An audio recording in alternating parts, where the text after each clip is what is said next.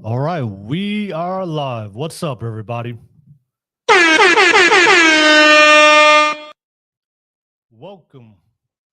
Welcome to another session. Oh, let me double check my sound effects. Give me 1 second, y'all.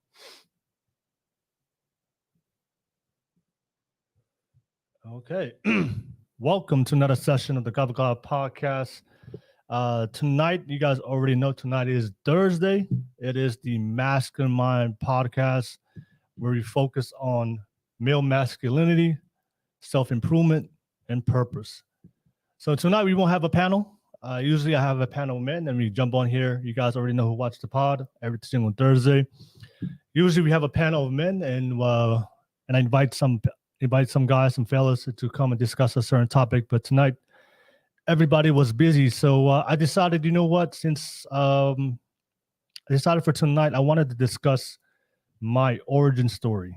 I haven't really talked about my background. I haven't really talked about where I started, where I grew up, especially in the podcast. Maybe my first couple episodes, but I decided tonight, you know what? Let me talk about my origin story and how that impacted me to drive me to give me the hunger to be able to push myself to be successful as I'm pursuing my podcast dreams here in the United States. So that's going to be the topic for tonight. Hope you guys ready. We have a great show for you guys. As always, to all the Kava drinkers out there, cheers. And let's get it. What are we arguing about? A man is gonna do what a man wants to do. Yes, all on your wrist. Make you my wife, you no longer my bitch. Let's get it. My name is Will. I'm the host of this show, the number one Polynesian podcast in the world. Dripping in Versace. All these other hoes trying to copy. Women tend to bounce around in relationships. They can't stick and stay in a long-term relationship. Again, don't agree with this. So let's say, are you still in it? Are you still in it? No. So you're basically saying I'm a whore. This content is not suitable for the children under the age of 18 without adult supervision. Please be advised. So I just wanted to take the time and make this video to apologize to absolutely nobody.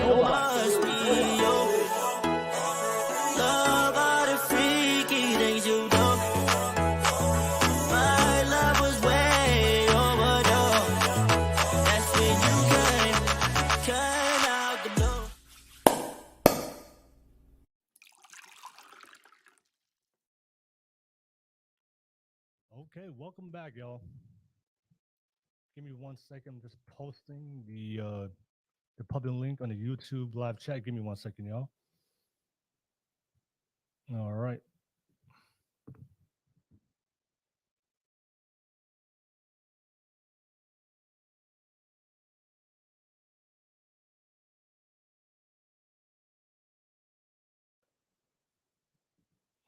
Okay, there we go. Okay. Okay, welcome back, y'all. What's up, everybody? Okay. Welcome back to another session of the Kava podcast, Masculine Mind, for Thursdays, for our Thursday night show. You guys already know my name is Will. I'm the top duckle, host of the number one Polynesian podcast in the world. All right, let me know in the live chat if my sound effects are working. Just want to double check. And of course, let me know in the live chat. Let me know in my live chat if my audio is working, if everything is working, if you guys can hear me clearly. Just let me know in the live chat. But for tonight, if you guys have been subscribing to my show, you guys know that every single Thursday I host the Masculine Mind Pod, where we focus on male masculinity, self-improvement, and purpose to help men improve and get better. And become better men in their lives. So usually I have a panel of fellas. Usually we'll have a panel and we'll discuss a certain topic. But for tonight, I'm going to go solo for tonight. A lot of the fellas are busy. As always, all these guys are working on their purpose as well. So I decided for tonight's show, you know what? Let me host this show by myself and talk about my origin story. I started this podcast about 2 or 3 years ago. And I haven't really talked about maybe the last year and a half. I haven't really talked about my origin story of how I grew up or where I'm from. A lot of people who follow my podcast don't recognize I'm Polynesian, obviously because of the name willnacouzi. Nacouzi is not a Polynesian name; it's a Lebanese last name. But I will talk about how that came to be. But yeah, I wanted to discuss. I wanted to discuss for you guys, and also get a chance for you guys to get to know a little bit more about me and my background and where I'm from. I haven't really talked about myself a lot for the last year and a half. If you guys go early in the very beginning of my videos, I did talk about my childhood and where I'm from and what drives me to be able to be successful. So I think it's good to talk about it now, as I have come a long way since I started this podcast almost 3 years ago. So that's going to be the focus for tonight. So as always, everybody that's watching this right now, if you support the podcast, let's get that live chat. Let's get that live chat going right now. Let me know what you guys think. I know I see a couple people already watching the live right now. So if you're watching the live, let me know. Drop a comment on the live chat or just say hello. Or if you're one of my haters, well, thank you for tuning in anyway. But nevertheless, that's gonna be the discussion for tonight. As always, this is a public show. All right, as always, you guys already know every single show that I host is public. If you're watching this for the first time, I already posted the YouTube, the public link on the YouTube live chat. So any of you fellas out there, man, I know there's not really a lot of spaces for guys to go and talk about self-improvement or masculinity, purpose, or the struggles and the hardships that we face as men. As we always talk about on the Masculine Mind, that the journey of a man is a lonely path. So it is a lonely path that we have to go through to overcome the challenges that we face in life. And that's how we develop the values, the principles, and the character. And we develop into the men, the future men, the men that we are capable of becoming to fulfill our true potential as men. So a lot of times we don't have these spaces. So as I'm talking about my origin story, you guys feel free, all the fellas out there and the women, you guys feel free to jump on. If you guys want to jump on and share your thoughts and experiences about your journey as a man, about maybe your origin story of the things that you have gone through that helped you develop into the man that you are today, or maybe you're still in the process, you're still in the journey trying to figure out yourself as a man. So that's gonna be the focus for tonight. I'm gonna be talking about my purpose. I'm gonna be talking about what drives me to be successful. I'm obviously obsessed. People that know me, people that know if you know my lifestyle, if you know my habits, I live a very disciplined life. I wake up every single day at the same time. I eat the same thing every single day. I go to work. I come back after work. I work out. I start making content. I start preparing my content, and then of course I host the shows from 7 p.m. to 10 p.m. That's pretty much my lifestyle. It's monotonous. And for a lot of people, it's a boring life. But I understand that I know where I want to be. I know what type of lifestyle, what type of future I want to become. I know what type of man I want to become. So I'm dedicating my whole life to achieve my goals and dreams, especially growing up in Tonga and moving here to the United States. So I have the immigrant mentality that I didn't come here to the United States just to be average and be mediocre, just to be like every other person and live the normal, average life, which is okay. You know, for most people, that's if you live an average life, and that makes you happy, that makes you fulfilled, that's you. But that's not me. So obviously, I'm going to talk about a lot of things. I'm going to be discussing my how I grew up, where I'm from, and of course, if you guys have any questions, feel free to drop it. Feel free to drop it on the live chat, and let me know what you think about anything that you want to ask me. Okay.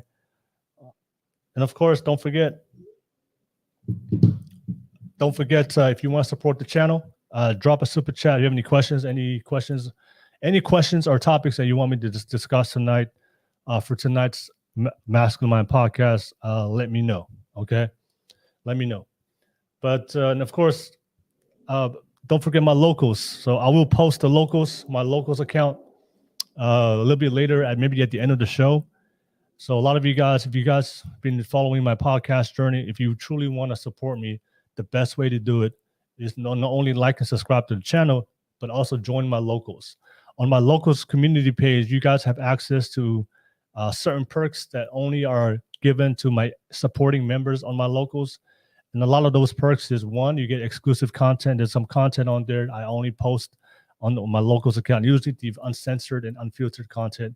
Number two, you get a chance to talk to me for at least 1 hour a month. So a lot of you guys, if you want a video phone call, if you want to go get on a call, if you have any questions, you want to talk to me for at least 1 hour a month, and we can schedule that time what works best for you, so we can get on a phone call, whether it's a video call or a phone call.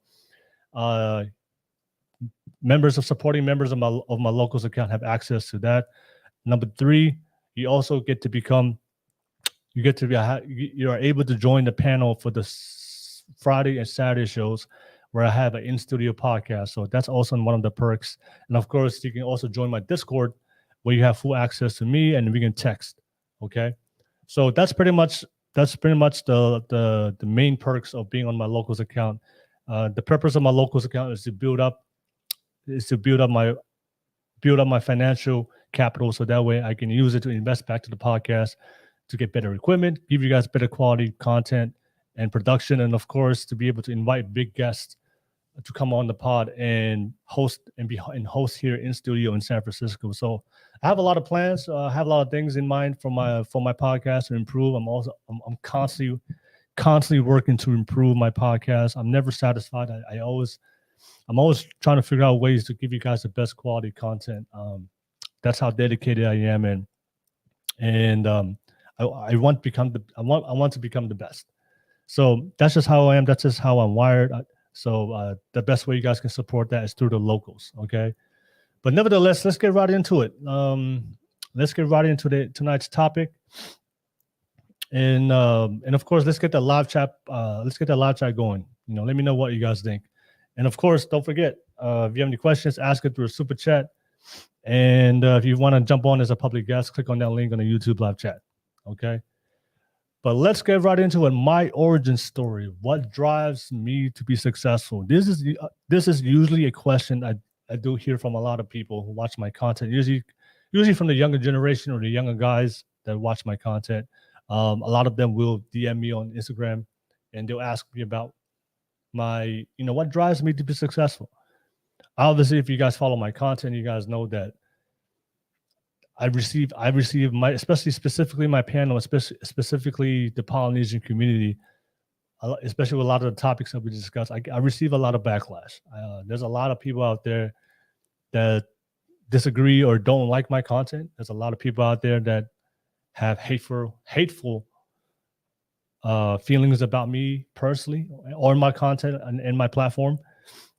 So I guess a lot of the questions a lot of people would ask me is like, what drives me to keep going? What drives me to be successful? Because even in the face of all the criticism and the backlash and people trying to cancel me, well, they can try to cancel me, but they can't cancel me. You can't cancel somebody that doesn't care about being canceled. So, and also social media for me isn't real life. A lot of the things I hear on social media, most people talk about things that they will never do in real life. That's just the reality of it. So I'm not really concerned about the backlash. I'm just more concerned about receiving criticism and seeing things that constructive criticism that I can see that there's some truth to it where I can improve as a podcaster. But but let's get right into it. All right. So let me take you guys back in memory lane. Okay. So my origin story. So obviously you guys know that I am Tongan. Okay. So I grew up in Tonga. That's where I didn't grow up in Tonga. I was born in Australia. Okay. So I was born in Australia. That's where I was born. And then I think at the age of about 7 or 8 or 9, I moved to Tonga. Okay. I moved to Tonga. I grew up in Kolomotua. I think it's called Kapeta. That's the name of the small town or district that I lived. And I went to Nuku'alofa GPS. I think that it is elementary school. And then after growing up in Nuku'alofa, I went to Tonga High School. Shout out to all the Tonga High School out there. And I believe Tonga High School has 4 clubs where you can get divided into certain clubs in the school. And I think if I remember, the club that I went to in Tonga High was, I think it was Kava. I think it's Kava. I hope I'm not saying that because it's related to the name of my podcast, the Kava Club podcast. But I believe that was the name of the group in Tonga High School. So if you're watching this right now and you went to Tonga High School and you know the 4 houses that everybody gets divided into in Tonga High, let me know in the live chat. But I do believe it was Kava House. I do believe that was my house, the group that I was divided into. It's like Harry Potter. If you guys watch Harry Potter, when they go to the school, they get divided into Gryffindor, Hufflepuffs. I forgot the other houses, but it's the same thing in Tonga High. We have 4 houses, and whenever you go to Tonga High School, you get divided into a house. So yeah, so that was my childhood in Tonga was I can't really remember a lot growing up in Australia, but I do remember vividly growing up in Tonga. I remember just it was a very simple life growing up in the islands. I lived with my grandma. She was a widow, and my grandma. I believe one of the most important things that I do remember as a child growing up in Tonga, and what my grandma instilled in me was, number one, my grandma was very religious. She was very religious, and she was the first one to instill my faith that I have in God. The faith I have in God in today. Why I put a lot of trust and faith into Him, and understanding that anything is possible if you put your faith in Him. But it's just a matter of how much work that you're willing to put in, and everything else will take care of itself. But my grandma was very religious, and she taught. I think just looking back at my life and the things that I learned from my grandma, she taught. I think the biggest thing for me is she taught us that there was consequences to certain decisions, especially if you mess up. And I think growing up in the islands and growing up in Tonga under my grandma, she disciplined us very strictly. Now, a lot of people may say that your parents may be too strict, or maybe your parents are too religious, doesn't give you freedom, or maybe a lot of you guys got disciplined. Obviously, in Tonga, we got disciplined a lot, especially my grandma. She there was a lot of memories of us getting disciplined, and certain cousins got way worse than some. But I think for me, just looking back at it, I think for me was just understanding that certain decisions, there's going to be consequences to it. And if you don't want to face the consequences, then there's certain things that you have to go through. Then you have to make a different decision. I think I'm looking back at it in my life right now. That's how I saw it.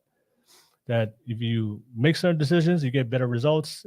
If you make certain decisions and give you consequences, then you have to kind of look within yourself and evaluate and figure out, maybe I should make a different decision.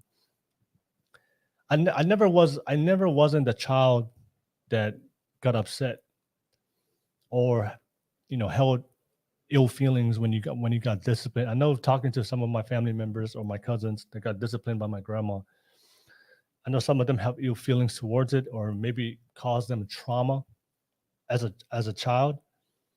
But for me, I'm trying to think why I never developed ill feelings. I think just growing up, I think I just maybe had a deep love for my grandma, and just respected the fact that she raised about 15, 20 of us in one house. We were all first cousins, and we all live under her roof, and she was able to provide and protect us. And I think I just had a deep respect for that. Maybe I didn't understand it back then, but just looking back at it now, it's I think that's why I don't really have any ill feelings towards how I grew up. Because I know a lot of times when I talk to people, they would, criticize or do complain about why me, why this happened to me, or maybe this was too traumatic. But I don't know. I was very rational as a child. I mean, there were certain moments and certain times that I will lash out, but for the most part, I was pretty rational growing up, and I always wanted to prove myself because I know there was about 15 of us living in the same house. So I think that's probably one of the reasons what drives me is because I wanted to, I lived in the house about 10, 15 cousins, and I didn't really grow up with my parents. So I wanted, I guess every child wants some kind of attention growing up as a child, especially from their parents. But obviously I grew up with my grandma. So I think for me, I always wanted to stand out or be recognized to be different from everybody else. So I think that kind of developed my sense of that I wanted to prove myself to become somebody that was worth or become valuable in my life. I think that kind of started early as a child of kind of developing my hunger and my drive to, what, I don't want to be average. I don't want to be mediocre. I don't want to be like everybody else. I want to set myself apart. And I think that had to do with just growing up in a house full of 15 cousins, and we're all trying to survive. If you understand growing up in a house full of 15 cousins in Tonga, one thing we always laugh about when we get together with my family members is we'd always laugh about how we used to call growing up in Tonga was just survival of the fittest. You had to survive growing up under my grandma's house. When it was time to eat, when the food came out, you had to be ready to eat your food and protect your food, because if you don't eat your food, or if you're messing around and not paying attention to what you're eating, somebody else will take your food and eat it, and take your food and eat it for the night. And then if you go, and of course, there's no seconds or thirds or fourths. So we only have one meal. You get a chance to eat your one meal.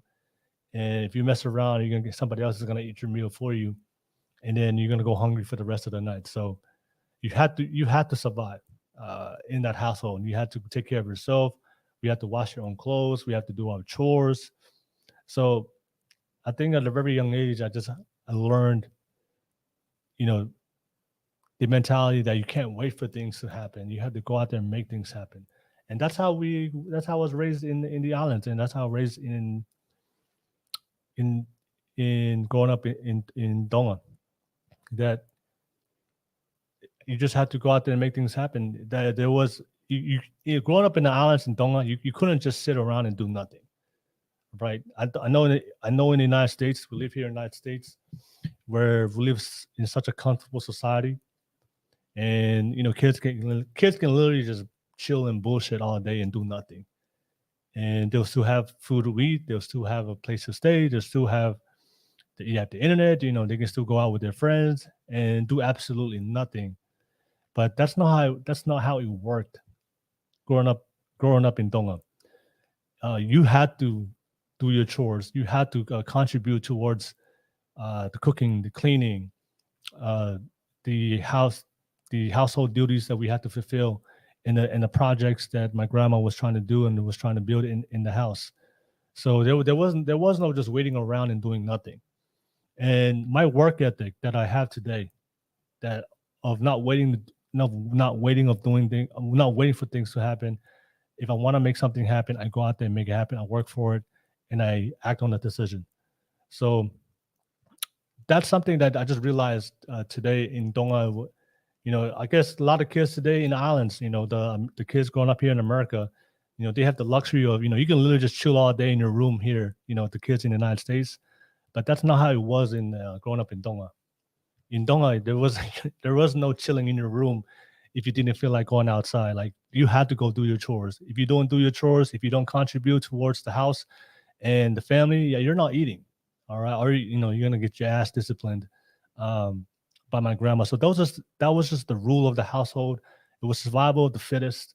You had to survive. You had to contribute. You had to work, and I think that developed my whole mentality of how I saw things. When it comes to making decisions, when it comes to working hard for things I want, when it comes not being lazy and not complaining, I see Darnie the second. Shout out to you, man. Thank you so much with the $8.99 super chat from New Zealand, man. Thank you. All right. Shout out to you, man. Thank you so much. Darnie, New Zealand, $8.99 super chat. Appreciate you, man. Thank you so much for that donation. All right. And I see Walla on the live chat. Shout out to you, Walla. Thank you for sharing your thoughts on the live chat. But and of course, let me know. Hopefully, my sound effects are working. Let me know in the live chat if my sound effects ain't working. And Darnie, shout out to you all the way from New Zealand, showing support to the channel. And like I told you guys before, if you have any specific questions that you want to ask me, or if you have any things that you want me to discuss, any topics that maybe you can relate or resonate to a lot of the things I'm talking about, because a lot of you guys on my channel who watch Polynesian or Tongan or Samoan, so maybe you guys have a similar upbringing. So let me know what you guys think, and I'll drop it through a super chat. And also, don't forget, this is a public show. I posted the link on the YouTube live chat. So if you guys want to jump on, you guys can definitely jump on. But yeah, but that was my childhood growing up in Tonga. I think that's one of the many principles and values I learned growing up in the islands was, there was no waiting for things to happen. You had to go out there and make things happen. There was no feeling sorry for yourself. I think that's one of the things I did notice growing up is like there was no time to complain about how hard life is. You just went through life. You just did what you had to do or do the tasks that you were given and just make it through the day. And that's why I think that's one of my positive traits that I have today is like I don't really, if you guys watch my content, in previous episodes we had a discussion on mental health. Even though I do believe in mental health, but I don't really I don't believe in depression. I don't believe that depression where people will focus on their hardships and their struggles and they will dwell on it and let that stop them, or let them or focus on their negative feelings and let them stop them from being productive or making decisions or just moving forward with life. And I think for me, growing up in the islands, there was no time to complain. There was no time to feel sorry for yourself, because we just understood that regardless of how we feel, there are things that needed to be done in order for our family to survive and for us to be able to eat and have a roof over our head. When the hurricane, obviously in Tonga we have hurricane season. When hurricane season came, we all knew what time when hurricane season came. There was no time to complain. It was just, what do we need to do to board up our house so that way we can protect our house.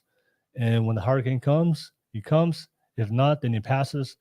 There was no time to like sit down and vent and complain and be depressed. Oh my God, the hurricane is about to come. Oh my God. No, we just understood growing up in the islands that regardless of how we feel, things needed to get done. And if we don't get it done, our life is going to be a lot harder if we don't do the things we need to do, even when we don't feel like doing it. And I think that's one of the biggest lessons I learned growing up in the islands that I apply to myself as a man today. And I think that's one of the lessons a lot of kids who grow up in the States that they don't, and that's why I don't believe in depression, because I think depression is just us believing believing that focusing all our energy on a certain feeling, whatever it's sorrow, whatever it's anxiety, whatever it's pain, whatever it's whatever feeling that you feel. I think that's just natural. I think in life is hard, life is painful, life is suffering. I think we're all going to go through some kind of hardship and suffering in our lives. It's inevitable.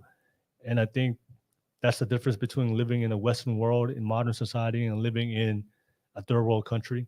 Because a third world country, we understand that life is already hard living in a third world country.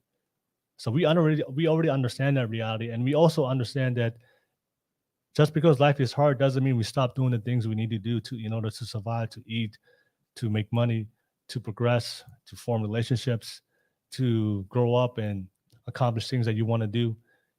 And I think that's the difference between people living here in the United States, that when they think that when things get hard in their life, they think that's a reason for them to stop and feel sorry for themselves or lock themselves up in a room and focus on all the misery in their life. and not understanding that that's just part of life, that we're all going to go through some kind of storms. And if you overcome that storm that you face in your life, and every single storm that comes through your life, it will pass. There's no such thing as a permanent storm. Every storm will pass, no matter how strong, no matter how powerful it is. But if you're able to withstand it, you'll definitely come out on the other side a lot better and bigger and stronger, and be mentally tougher. So that's just one of the difference growing up that I see here when it comes to mentality of how we deal with struggles, especially when it comes to mental health, compared to kids here growing up in the West and kids growing up in third world countries, especially me growing up in the islands. But yeah, but I do remember growing up in Tonga. That I remember watching a lot of videos about America. All right. One of the first things I saw in Tonga, watching knowing about America was we used to watch a lot of movies. So we used to watch a lot of movies in the islands. And when I used to watch movies, I used to see a lot of movies, and they'll talk about the American dream. Okay. When I heard the American dream for the first time as a kid, I was like, what is that American dream that you can go out there and see? And then when you see movies of people starting from nothing, or people starting from like a very difficult country, a third world country, but they moved to America and they made something out of their life. For me, that hit me, because like I told you guys before, I lived in a house of about 15 cousins, and there was no attention that was given to us. So we all had to separate ourselves or figure out ways to make ourselves stand out. So I just felt that as a child that I wanted to stand out. I wanted to get some attention from the people I love, especially my grandma and my parents.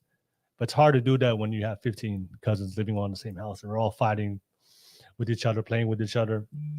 So when I saw the American dream, when I saw videos of and movies about America, how it's the land of opportunity, how it's the land of where dreams can come true, that really had a big impact on me, of thinking, I was like, wow, man, because I used to look around. I don't know. I used to look around in Tonga and just saw the everyday life of growing up in the islands. And for some reason, growing up in the islands, I just realized that, man, like, is there something more? Is there something more to this life? I think maybe the people who live in the same town their whole entire life, maybe they never had that kind of mentality or the way of thinking. But I just remember growing up in the islands and saying, you know what, is there more to life than there's living here in Tonga? And when I saw the movies of the American-made movies about, they always talk about the American dream. That was something that had an impact on me. That, you know what, if I ever make it to America, I'm gonna, if that chance of that opportunity comes, I'm gonna make something out of myself. Okay, so yeah, so long story short, I remember growing up as a kid, and eventually, my grandma was able to buy me a ticket and to go to the United States. And I think the biggest reason was like, for school. I think that's the reason why she bought me a ticket. Was I think I was finishing high school, and then there was nothing more for me in Tonga. So luckily, I had an auntie that raised me. Shout out to you, Auntie Rose. She raised me as a mom, and she was in America, and she got married and had children, and she wanted me to come over and live with her. She was the auntie that raised me as a child. So she gave me an opportunity. She bought a ticket. I was able to get a visa, and then I moved here to the United States around elementary school. I think grade 8. I think on 8th grade. I came here in the United States in 8th grade. Okay, so I went to 8th grade in Utah, and then I went to high school 9th grade in Utah, And then 10th grade, 11th grade, I went to high school in Texas. And then after high school in Texas, I graduated in Texas. That's when I moved here to California, San Bruno, which is about 15 minutes away from downtown San Francisco. And I went to college. I went to college, the City College of San Francisco, CCSF. I played football.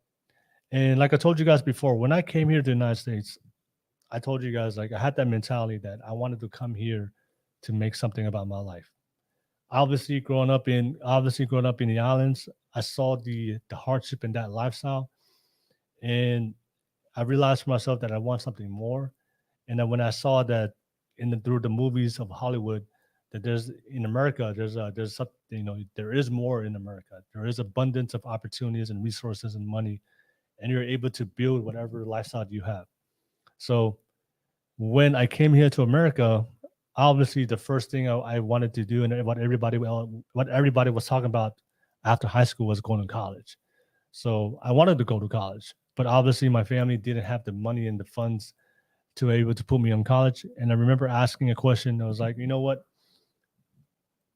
If my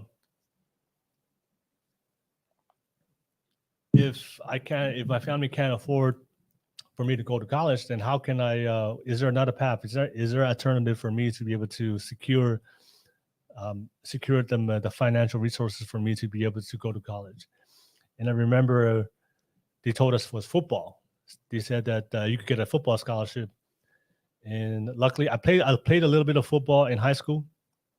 I was still learning how to play football. I remember I started playing football in junior, I think sophomore and junior, and then senior. But I wasn't really. I mean, I was still trying to learn. It wasn't natural to me, but I was still trying to learn the sport. But I think after my senior year and getting a little bit more playing time, I think I kind of finally got a hang of it.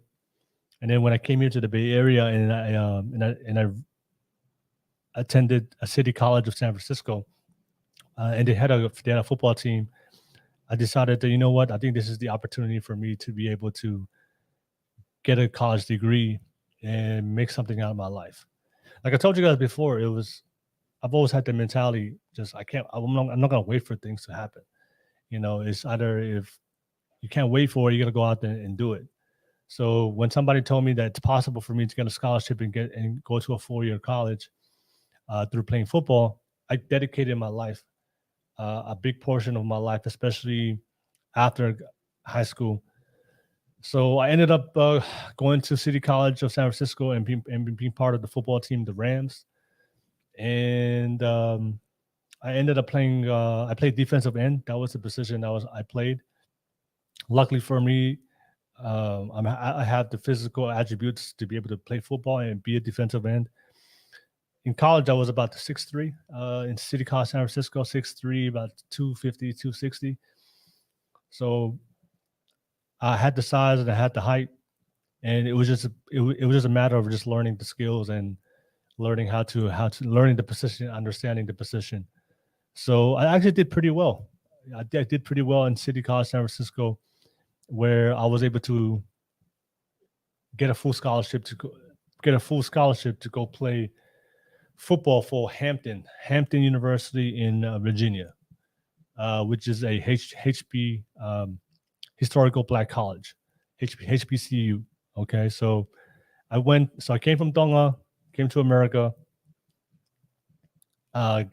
played football for a couple of years. I was able to get a scholarship playing out of City College of San Francisco, and then getting a full ride scholarship, 4-year scholarship or 3-year scholarship, going to play football for Hampton University. It's a small D1 AA school. So I end up going to Hampton University. It's I don't know if anybody here watching this right now on the live chat. I don't know if you guys ever been to HBCU. It's one of the greatest and most fun time in my life going to HBCU. It's just a lot of fun going to an all-black college. So, that it was a really good time. A lot of great parties. A lot of great football games, and my college experience was pretty cool. It was pretty fun, and a lot of beautiful ladies, man. A lot of beautiful black women. I'm not gonna lie. There's a lot of beautiful black women at HBCU in the East Coast, and I just felt like that all the most beautiful Black women you ever was all concentrated in that one part of that college, and the ratio was pretty. The female to male ratio there was more women and compared and there were more girls. I think it was I think it was like 10-1. I think it was 10-1. I think every 10 girls is one guy. When I attended Hampton, I believe that was the statistic. So obviously when I went to Hampton, nobody knew what Polynesian was in the East Coast. So nobody knew what Polynesian was, or I know what Tonga was. Everybody, when I went to Hampton, everybody thought I was just Puerto Rican. I was Hispanic. I was Puerto Rican or Dominican. That was the I was trying to explain to everybody like Tonga, and nobody like what the hell is Tonga? Where does that come from? So to make it easier for everybody, I just told everyone I was from Hawaii, because everybody knows Hawaii. But most people assumed that I was Puerto Rican or Dominican when I went to Hampton. All right, it was kind of weird and cool at the same time. Okay, but obviously, yeah, we went to Hampton. I studied psychology in Hampton University, and then when I was done with college, I came back here to the Bay Area. All right, so when I came back here to the Bay Area, for the first 6 months, I think everybody who goes to college, I think everybody goes through the phase of when you go to college, and because I think everybody assumes that when you go to college and you graduate and you get a degree, that's and then once you get your degree, then when you go transition into real life, I think everybody assumes that everything's gonna work out, that you're gonna get hired, you're gonna get the job, your dream job, and you're gonna get a nice salary, and everything is going to work out, which is not the case. Most people after they graduate college, most people still try to figure out what the fuck they're going to do with their life. So that was me. So after college, I had a psychology degree. I didn't know what to do with that. They put me the football team when you attended Hampton. Most of the football team was under the psychology major, so. It wasn't. I didn't choose the major. It was just the major they put me in. It was the easiest major for us to be able to pass and still be able to play football. So I graduated college, and then I was like, well, I have a psychology degree. I don't know what to do with it. I don't know what I'm going to do with my life. I don't know what I'm going to do moving forward. And I wasn't depressed, but I would say it was for the first 6 months after college, I was kind of worried because I didn't know what to do from that point, because I didn't know what was the next step. It was pretty much easy when I was younger, right? You go to school, you go to high school. After high school, you go to college. And after college, I think that's the easiest path because everything's already laid out. But I think when you finally become a full-grown adult and you go out there to experience real life for the first time, and I think that's a reality that it's kind of scary for a lot of people. Okay, so for the first 6 months after graduating college, all I did was I didn't have a job yet. I didn't know what to do, how I'm going to move forward. I was so used to just playing football. That was pretty much my life. I had dreams to go to the NFL. And of course, the NFL dream didn't work out. Obviously, it didn't work out. So I'm not gonna lie, that kind of crushed me because I wanted to make it to the NFL. And when that didn't become a reality, that pretty much crushed me, because that was pretty much my whole identity back then, was just, play football and make it to the league. But when that didn't happen, my identity as a football player, because that's how I identified myself, was I was a football player. And I realized for myself, I was like, oh, that's not a reality. You got to face the reality. Like, I'm probably never going to play football again, or especially in a professional level. So I had to transition my mindset. I was like, what am I going to do next? Like, how am I going to make money? So at that time, I was living with my adopted father. So a lot of you guys, so obviously this is a question a lot of people always ask me. obviously my name is willnacouzi, so I don't have a traditional Tongan name. So biologically, my parents are Tongan. They're both Tongan. But when I moved here to the United States, I was adopted by my aunties, by my auntie and my uncle. So my auntie is Tongan, but she married a Lebanese. Her husband was Lebanese. And when I moved here to the United States, her Lebanese husband and my auntie, they adopted me, and his last name is Nacouzi. So that's how I got willnacouzi, because he was able to adopt me, so that way I'd be able to have papers to be able to live here in the United States and to live here legally. So that's for everybody that was asking, like, how, why is your last name Nacouzi if you claim to be Tongan and you host a Polynesian podcast or topics or discussions. So that's why I have a Nacouzi. That's why I have a Lebanese last name. So, and yeah, but shout out to my adopted father, Antoine Nacouzi. He passed away a couple of years ago, but I think a lot of people always. I know for me, I'm pretty rational and I'm pretty logical. I'm pretty laid back. Things don't really faze me. When things happen, I don't really get worried, or I don't really overreact. I just focus on the solution and try to be stoic. And I think stoicism is one of the things that we talk about on the masculine mind podcast. That one of the biggest things as men that we need to learn to control is our emotions. All right. That's one of the hardest things for a lot of men to figure out. I believe that part of masculinity, I know we talk about the masculine mind and Balafesta, shout out Balafesta if you're watching this right now. We always talk about the 3 tenets of masculinity, which is accountability, resiliency, and discipline.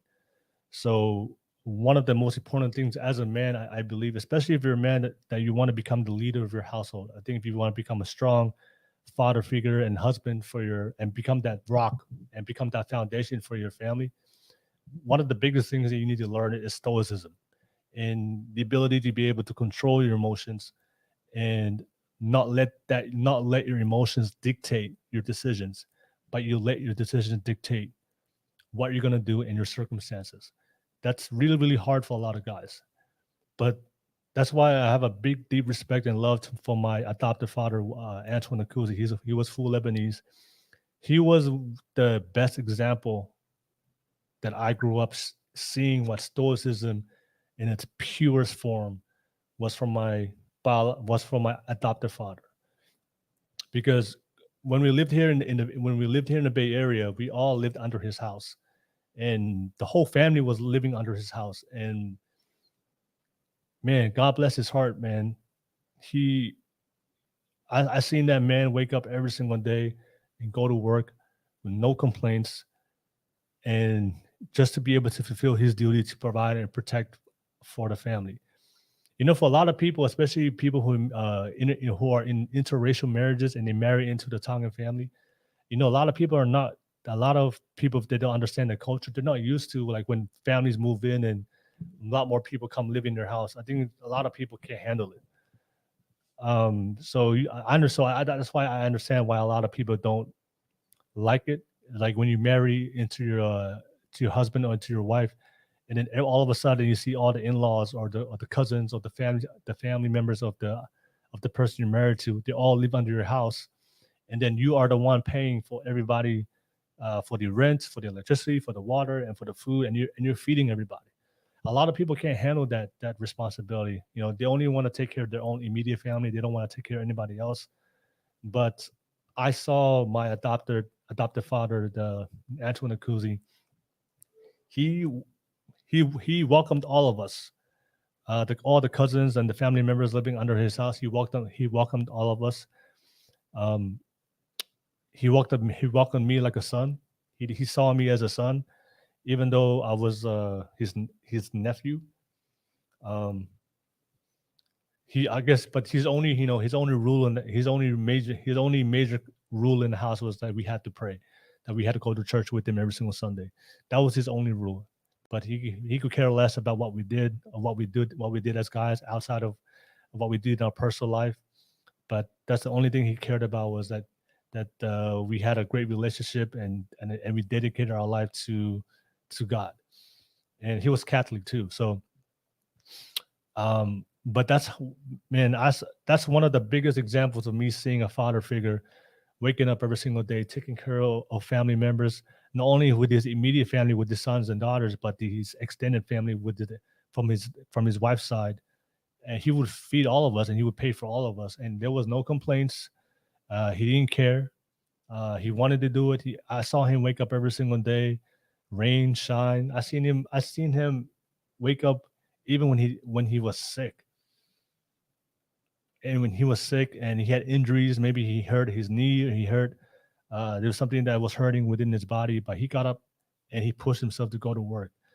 That really had an impact on me, especially figuring out what is the role of a man and what is the responsibility and duty of a man, because that's one of the things that we have to figure out as men in our journey to become men.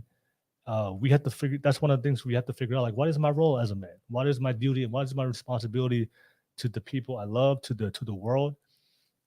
And through seeing that with my adopted father, seeing how much he loved and he took the responsibility to provide and protect for everybody that was living under his house, that had an impact on me. That's the duty and the role of a man. Like, my role as a man my role is to take care of the people that's under my house. And if I'm the leader of the house, it's my responsibility to make sure that everybody's provided and protected. And the biggest example was about stoicism, that I had to control how I feel.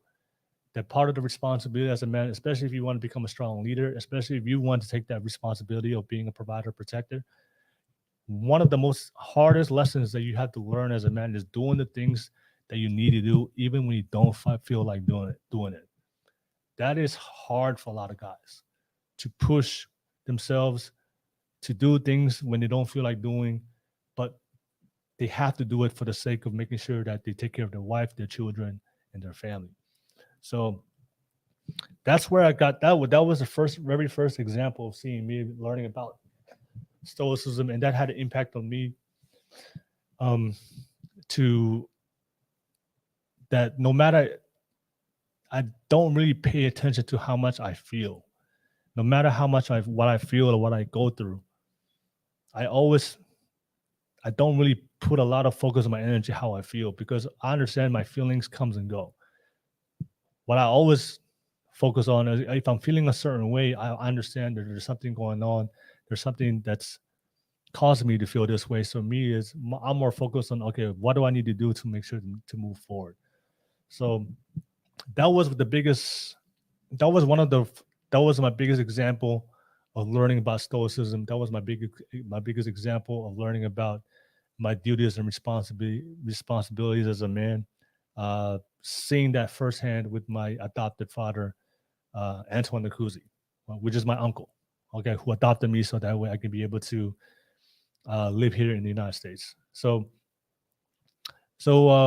that was that was an important lesson I learned early as I grew up. Obviously, after the first 6 months, like I told you guys before, after the first 6 months, after college, it was really hard because I didn't know what to do. All right. And I think everybody goes to college. We all go through that phase. Like, okay, you just finished college. What's the next step? What is the next phase of my life? All right. So my main concern was when I finally started applying for jobs, I wanted to go work at a place where I made a lot of money. I wanted to make a lot of money. Growing up in Tonga, in the islands, we had enough, but we were financially poor. We had enough money to be able. I mean, we were poor. We were poor, but we still had food on the table, and we still had a roof overhead. So I wouldn't. Maybe I need to change that word poor, because when I say the word poor, what comes to mind is like the kids that you see in Africa or in India who have nothing to eat, or who have no roof over their head, and they're struggling. I think that's what poor means to me. So maybe I gotta stop saying that, because I don't think I grew up poor. I think I grew up in a very blessed life. Obviously it's not wealth and from the financial aspect, like we didn't have a lot of money, but we lived a decent life, and we didn't struggle. Even though life was hard, we had to work every single day to make sure that we all contributed for the survival of the family growing up in Tonga. But yeah, I'm gonna have to change that. I gotta stop saying that we were poor, because I don't, now looking back at it, I don't think we're poor, because we still had a place to sleep, roof overhead, and food to eat. No, but after growing up after the 6 months after college, I realized for myself that I really wanted to make some money. All right. And I wanted to make a lot of money. Like I told you guys before, I had that immigrant mentality of coming from Tonga and moving here to the United States. It was like I wanted to do something big, and I was willing to work my ass for it. So so I applied for multiple jobs online. When I finally figured out the internet, but I applied for a couple of jobs, and I remember the first job, and I think the Dark Knight. I think the Dark Knight, you said on the chat, you were asking me how did I get into sales. So it was a matter of luck, honestly. I applied for a couple of jobs, and the first job that replied back to me on my job application online was a sales job, a door-to-door sales job. So I went for the interview. If you anybody who has ever been in door-to-door sales understands that everybody gets hired. The turnover rate for door-to-door sales is extremely high. It's not for everybody. But I remember when I was sitting across from the recruiter, I thought that I was hired into a position that most people can't get, and I was just happy that I got a job. But now, when I finally experienced the business and understanding the sales business, I realized, oh man, I was just not a sales rep. I was just not a body. They were looking for candidates, and they were desperate for candidates. But it's kind of funny looking back at it. But yeah, I applied for the job was door-to-door sales. It was an energy company based. It was a multi-billion-dollar energy company in Canada, but they just opened up a new office here in the California market. So it was a totally different experience, door-to-door sales. Honestly, I don't even know why I did it.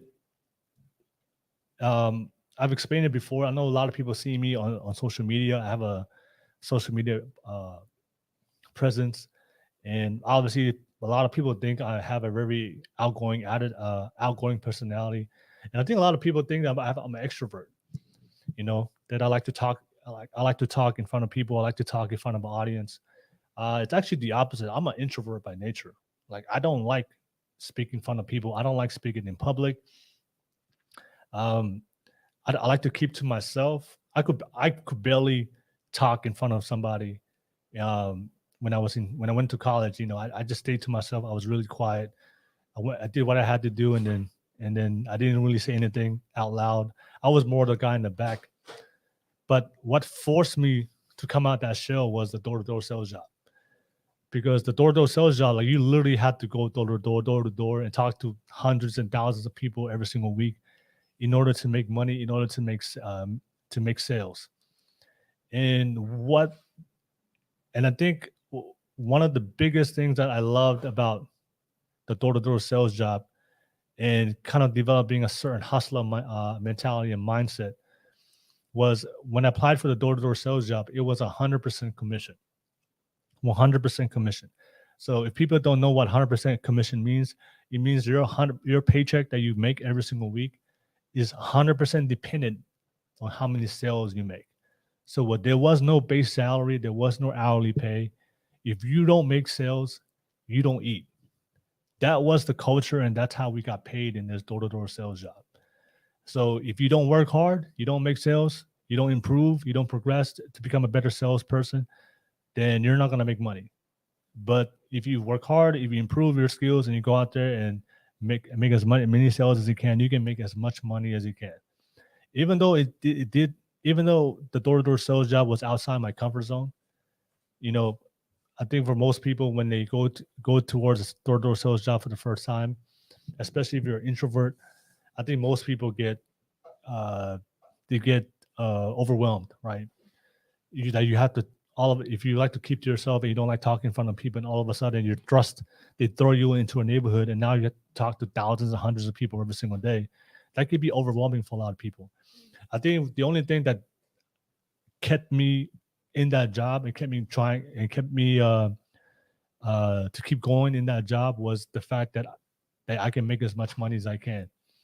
And I remember walking into an office.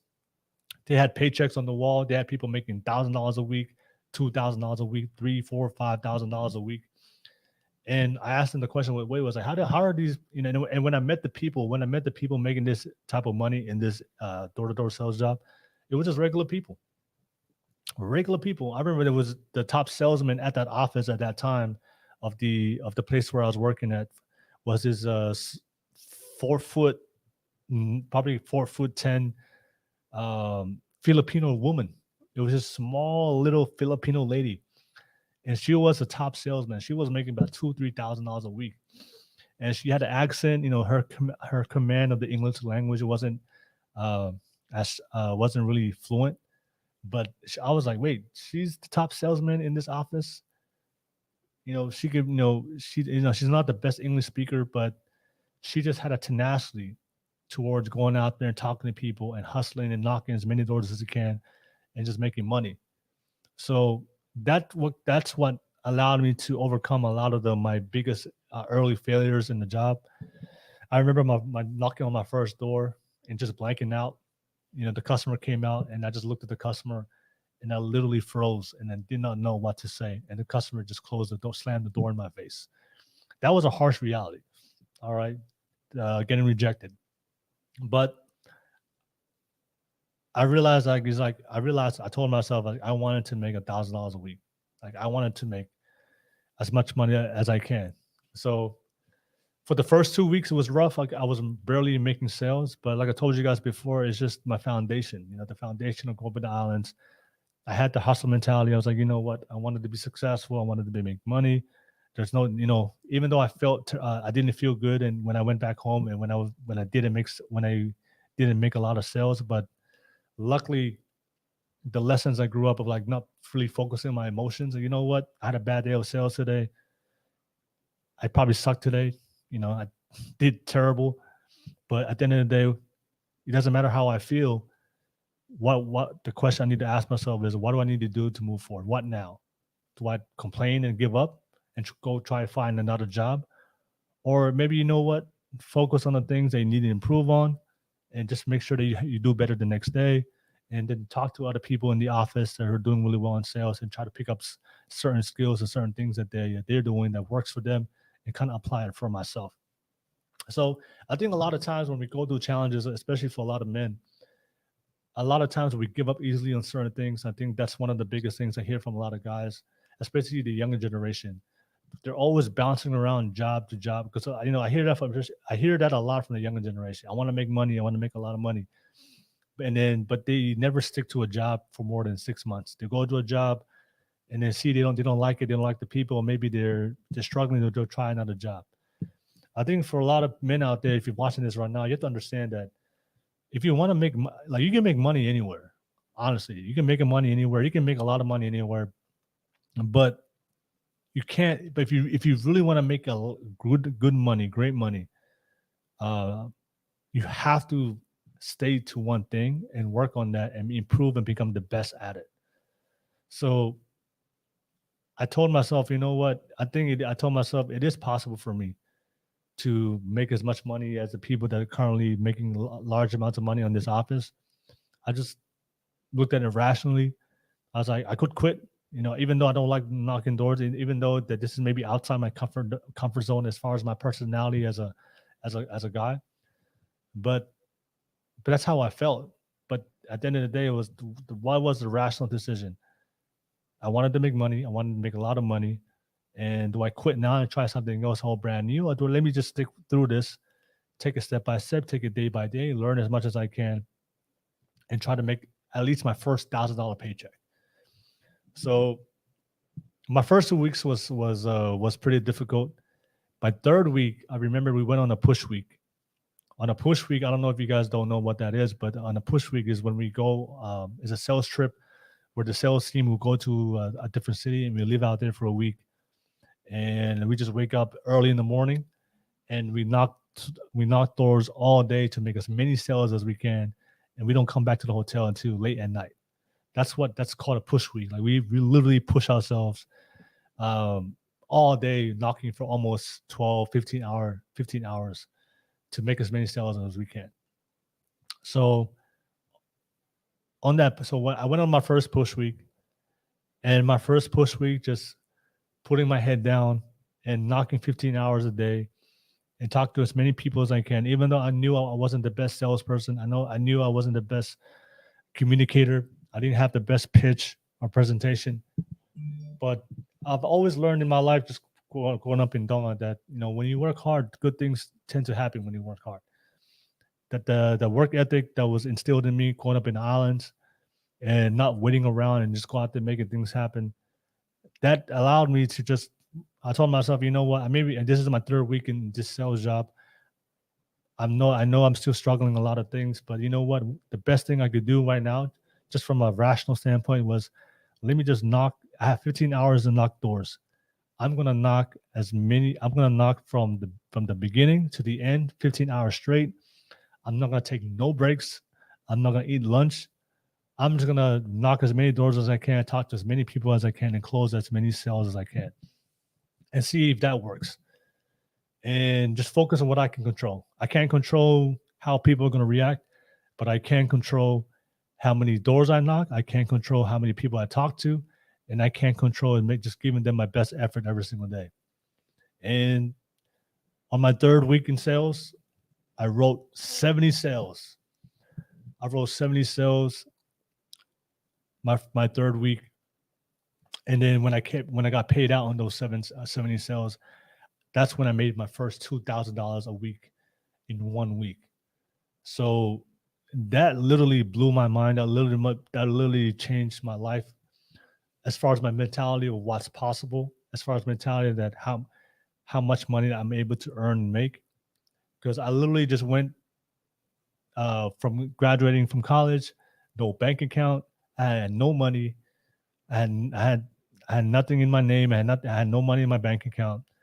And my first couple of sales in my first two paychecks, I think I made like about $100 or $300 in my first two paychecks, because I told you guys before, it's 100% commission. If you don't write any sales, you don't eat. For a lot of people, they can't handle that pressure. And pretty much 100% commission for me that's what entrepreneurship is. That's why a lot of people don't like entrepreneurship, because entrepreneurship is based on results. If you're an entrepreneur, there is no base pay, there is no salary, there is no safety net where they can depend on. As an entrepreneur, if you don't go out there and sell, if you don't go out there and make sales or make sure that your business is making money, you're not going to eat. So that's pretty much how the sales industry is, especially if you're working 100% commission. There is no base pay, there is no salary. If you don't improve, you don't get better, if you don't work hard, you don't make sales, you're gonna go hungry. You're gonna suffer. So my first two paychecks came out to be $300. My first two checks, but my third paycheck, they came out to about $2,000. And when I saw that $2,000 paycheck for the first time, that's when I realized I can make $2,000 in a week. That blew my mind. Coming from Tonga, I mean, most people don't make $2,000 a week in their job, and not until they work a couple of years and maybe get promotions, maybe they get a better position. But you have to work a couple of years in order to make about $2,000 a week. But for me, my first job working here in the United States, my third week, I made about $2,000. So, man, $2,000 a week, to somebody that's never had, that was their first major paycheck, especially somebody that's working for the first time. And man, that literally blew my mind. For me, 2000 felt like I hit the lotto. Like I didn't know what to do with $2,000. That was a lot of money for me to make $2,000 a week. Probably the most amount of money I've ever held in my hands living here in the United States was probably like $100 or maybe $200, and that probably was from like a gift from somebody. But to earn $2,000 for a week, that's when that number one, that broke the limitation in my mind of what's possible, of basically how much money I can earn. And that became my standard for myself. I was like, if I can make $2,000 a week, that means I can do that. That means it's possible for me. It's possible for me to make 2,000. That means I can earn it, $2,000 a week. So I just challenged myself. So that's pretty much how I ended up making my first $2,000 a week. That became my baseline of what I wanted to make every single week. And moving forward, after that, my first $2,000 a week, my first year in sales, that's when I made my first $100K. $100,000. I made my first $100K in my first year. When I made my first $100K, like I've always like I told, one of the things for me is when I taste something for the first time, I have this mentality, like this natural hunger with me, that I always want, that I want more, because I know it's possible. If you can make $2,000 a week, I know you can make 3. If you make $3,000 a week, you can make 4. You can make 5. You can make 6. It's just a matter of execution and figuring out what to do so that way you can make more. That's always been my mentality. Is whenever I do something and I know I can do it, that means I know for a fact that there's room for improvement. And if I'm willing to put in the work and to learn the necessary skills, I know I can get there. So once I made 100K, when I made my first 100,000, that my life literally changed. My lifestyle, what I ate, able to take care of myself, especially my body, definitely helping out a lot of my family members and helping out my adopted parents. So, after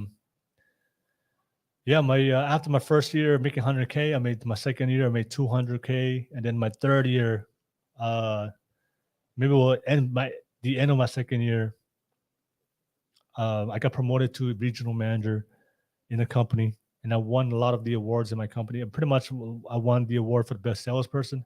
I broke the record for the most sales in one day. At that time, it was 28 sales, or I broke it with 29 sales. I broke the record for the most sales in a week. At that time, it was about 100 sales, and I wrote 126 sales. So, man, I was just rolling. It was crazy. That's my first early years of working in the sales industry, and achieving that level of success in a very short amount of time. Yeah, it was a very surreal moment for me, because my life changed just like that. To go from not making money to making 100K, and then of course going to a regional position, management position. Now I'm in charge of people. Now I'm making money off other people, being a sales leader, and going from 100K to 200K, and the most amount of money I've ever made in 1 year in that sales position was about 500K. I made about $500,000. That was my best year working for that sales job, and that was one hell of a year. We were just doing well. My team was doing well. We were making a lot of money. But so for you guys asking me about going into sales, that's pretty much my sales industry job. I do realize that, one of the positives about learning about making money, especially one of the biggest things I learned about from the sales job was learning how to sell, learning how to talk to people.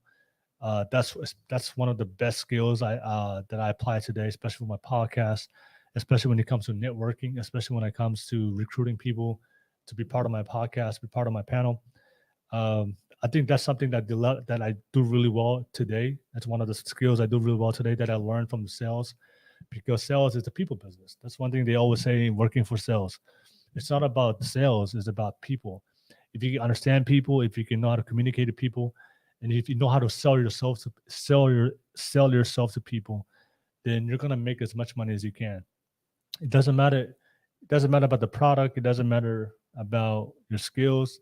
If you can't sell yourself, or people are gonna be able to build trust with people, and if you can't communicate to people, then you're gonna struggle, especially not only as a salesperson, but also as an entrepreneur and starting a business.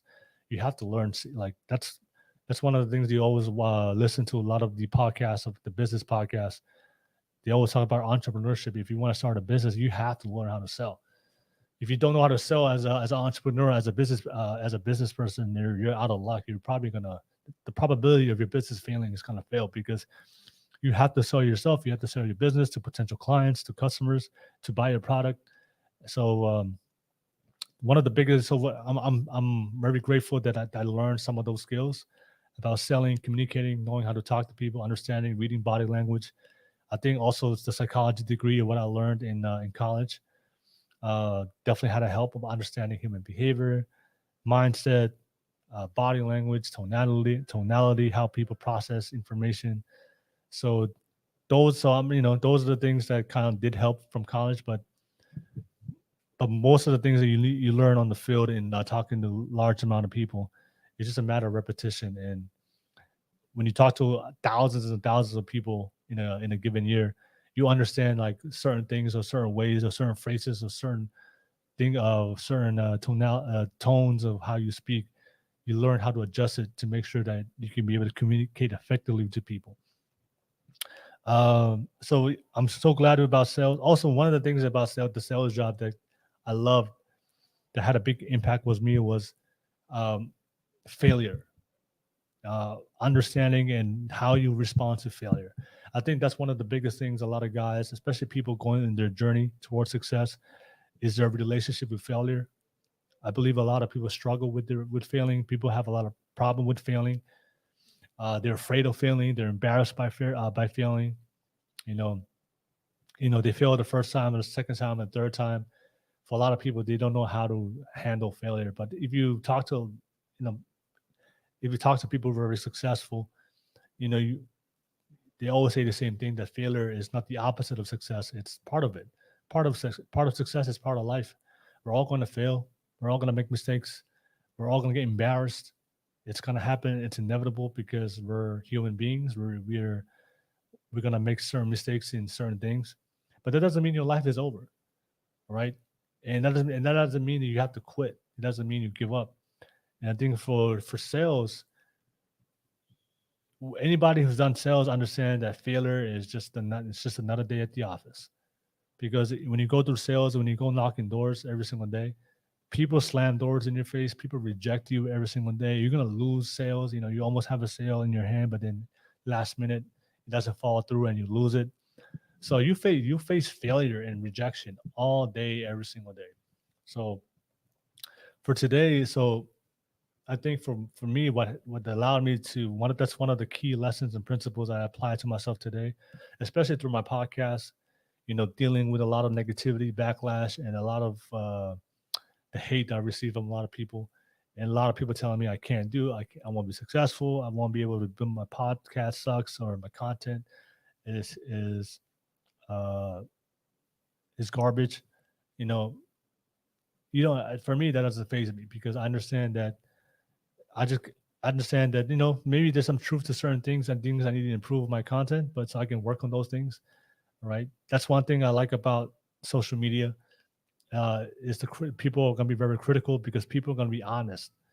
So a lot of the comments, a lot of the critics, that things people tell me about my podcast, I always look at it from a rational point of view and just ask myself, okay, is there truth to this? Is this, if I take a step back and take away how I feel about the comment, but just ask myself, is there truth to what was said? And a lot of you guys, there's a lot of things I have to work on the way I talk and in the way I communicate. If I'm talking too fast, I'm talking too slow, saying a lot on the podcast. These are little things that people point out, especially my haters. So that's why it's good to have haters, and they're always going to point out your weaknesses, and it's up to you to make sure that you can work on those things to improve, and so you can become and develop them into strengths. So, but yeah. That's one of the biggest principles I've learned from the door-to-door sales job, is that rejection is just part of the process in order to become a great salesman. So you have to go through the no's in order to get to the yeses. And the same thing with success, anything you're trying to achieve in your life as a man, you have to go through the failures, you have to go through the downs to get the ups. You have to go through the failures in order to get the success. But there's always lessons. There's always lessons and things you can learn from your failures, because you're gonna learn a lot more from your failures than you are from your success. All right. So if you focus more on your failures and if you're already critical of yourself, that even when you're doing really well, you're always looking for room to improve, so you don't get too soft or you don't get too complacent. You're always constantly challenging, improving yourself, and that's something I learned with myself with doing door-to-door sales. That you always have to constantly improve, constantly challenge yourself. You have to be prepared for the unexpected. You have to be prepared for things that you can't control, because when you do door-to-door sales, you're gonna talk to all types of people. Some people, when you open the door, some people are angry, some people are happy, some people are mad, some people just receive some sad, depressing news. Some people just went through a life-changing event. Some people going through a midlife crisis. These are the things that you experience doing door-to-door sales.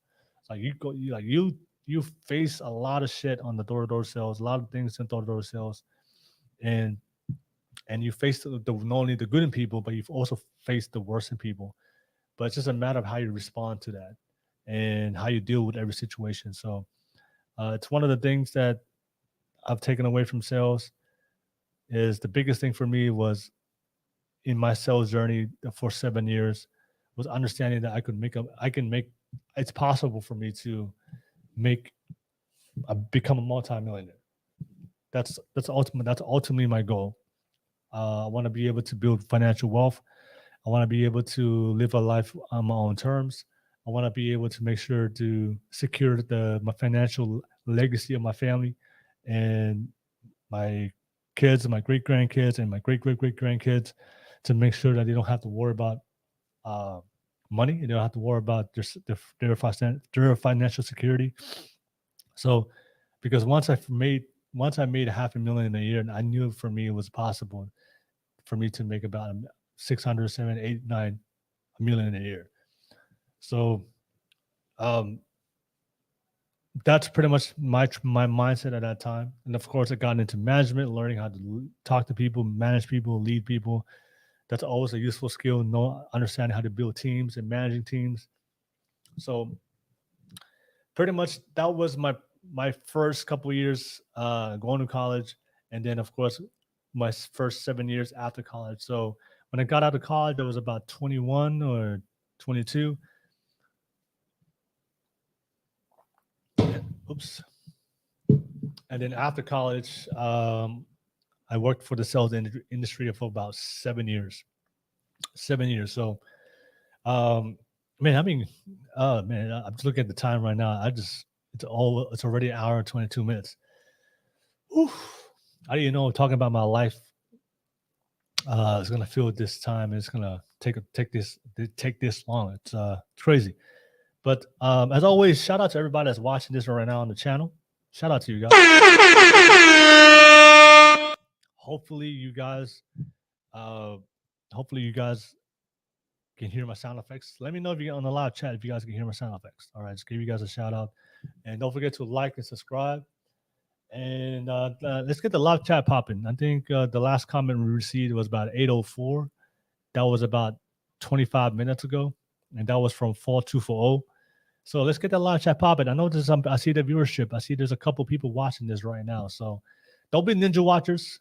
Don't be here. Just don't be weird, man. Don't make it weird. Just watching from the background, from silent, and not showing some love or saying something on the live chat. It's a live stream. So don't be that weird. Don't be weird. Don't make it weird. We're already here together in this room, and you're already watching me. So at least you can do is get the live chat popping and drop some comments. Let me know. All right. And I see Dark Knight. Oh, I see Delki Moonga. All right, good to see you. I haven't seen you in the live chat for a while. But and to answer your question, yes, I wouldn't say my psychology degree helped me to read people. I think my sales experience helped me to understand how to read people. Like I told you guys before, there's a difference between reading about people in a book and actually going out there and talking to people in real life. There's a complete difference. So even though there are certain things that you can learn in a book that you guys, they have some good information about understanding people's behavior and mentality, the difference between the sexes, between men and women. But I promise you, when you go out there into the real world and you talk to people, and when you talk to people, the one thing that you can't control is like what is that person going through in their life at that moment. Because sometimes when you go out there and talk to people, like I told you guys before, some people are just going through a hard time. Some people are depressed. Some people are mad. Some people just broke up with their wife, got divorced. Some people just lost their house. Some people just lost their kids. These are things that you deal with in the real world when you deal with people. And there's no amount of psychology books out there that can teach you how to be able to react to that in real time than experience.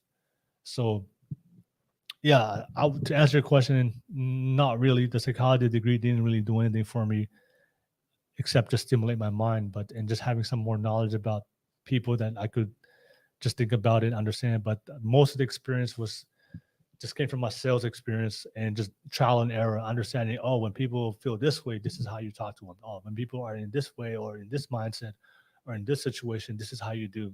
This is how you position your body. This is the things that you say. So that way you don't irritate them. So that way you can build a relationship with people. So, yeah, but yeah, to answer that's the answer to your question. But yeah, let me know. Ask me some more questions on the live chat. Let's get the live chat popping. If you guys have if you want to support me on this stream, drop a super chat donation. But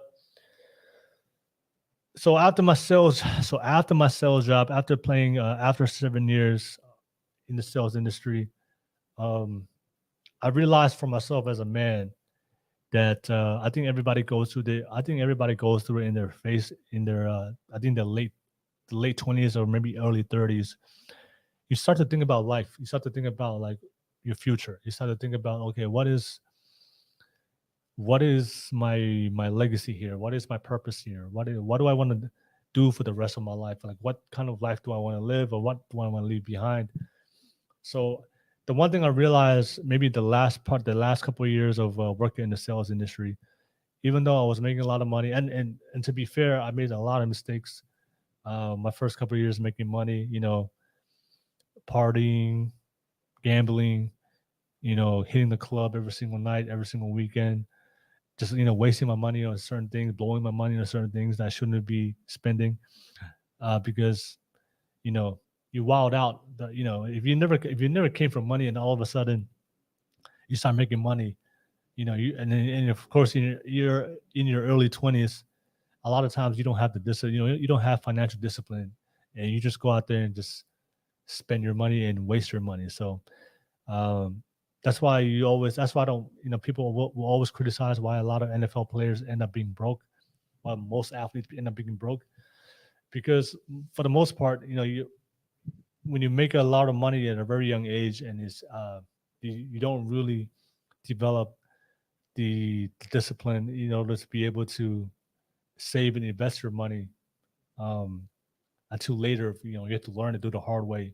And when you get older, be mature, and have more knowledge, then you realize, oh, as I look back now, man, there's a lot of decisions I could have made differently, where I could save literally hundreds of thousands of dollars. But at the end of the day, that's just part of life. You live in, you learn.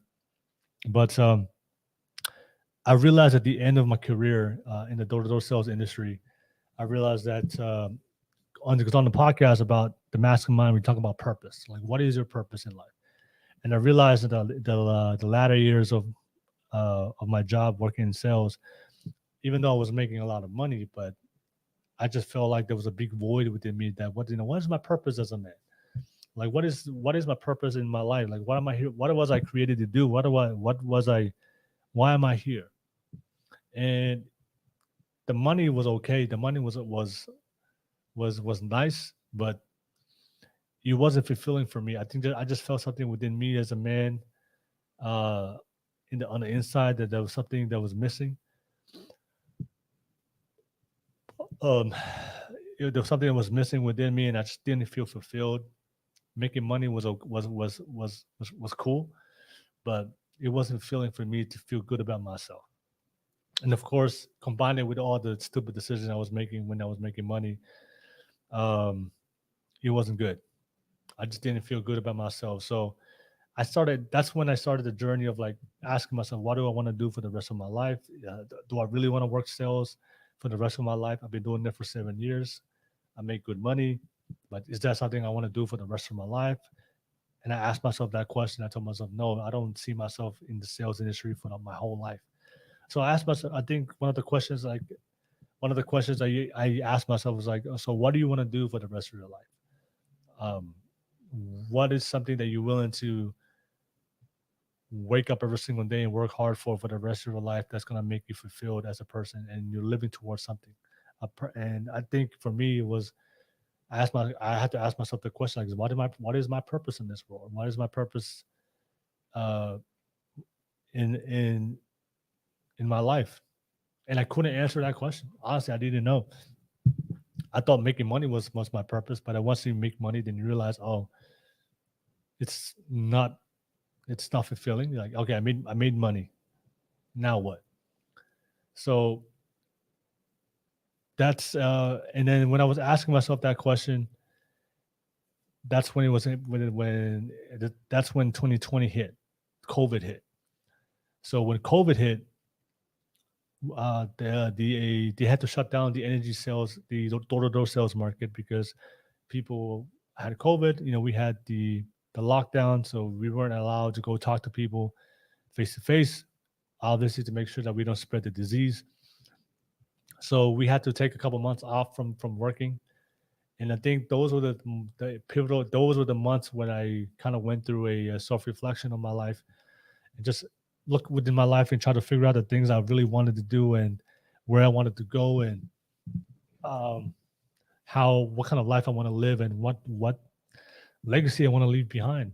There were certain questions I was asking myself, and I realized for myself when I asked those questions that working in sales wasn't going to be something I was going to do for the rest of my life, and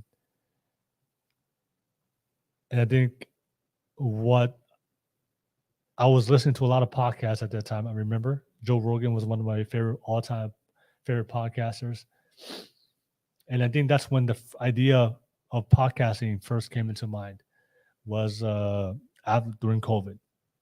Well, I had a chance to step away from the door-to-door sales industry, and I was watching a podcast, and I just told myself one day, you know what? I wanted to start a podcast, and I had to think about it as well. And I realized that there's a lot of podcasts out there, and I realized for our Pacific Islander community, I realized there wasn't a lot of podcasts. There wasn't a platform for us for Pacific Islanders with a lot of the issues that we deal with as a community, as families, as a culture. And I asked myself that. I think there was a day I asked myself, you know what? Let me start. I think I want to start a podcast where I can focus on a lot of the things that we face as a community. And that was it. And I asked myself, is this what I want to do for the rest of my life? And the answer was yes. Is this something that will give me purpose and fulfillment if I do? I told myself it was yes. So I was like, okay. Then I guess this is the path I have to take, and this is what I'm going to do. And I decided to step away from my door-to-door sales industry and walk away from my lucrative six-figure career and start brand new, fresh, new career, different path. Walk away from something I've known how to make. Walk away from a profession that I was very comfortable at and I knew how to make money at, and to leave that to go and dedicate my life into podcasting and not understanding how to even start a podcast, how to make a podcast. I didn't even know anything about mics, cameras. I didn't even know anything about software, about editing. All I know was like I wanted to start a podcast, and I knew for a fact if I do this, it was going to give me fulfillment and purpose in my life. And that's pretty much how this podcasting journey started. So I remember I was living at my uncle's house at that time, and he had a camera, old camera in his house, and I built some relationships with certain people in the Bay Area, and I asked them, certain Pacific Islanders. I asked them to come on my first to come on my podcast and just shoot it in my uncle's living room with this crappy old camera.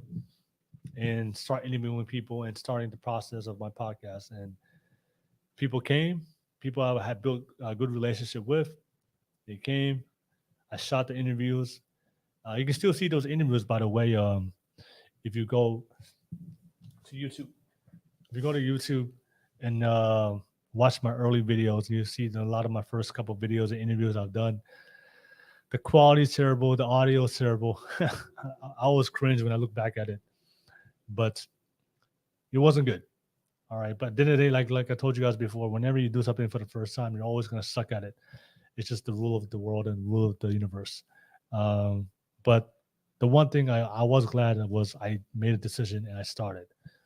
And I think for a lot of guys, as you're trying to figure out your purpose and figure out what you want to do for your life, I think a lot of times most guys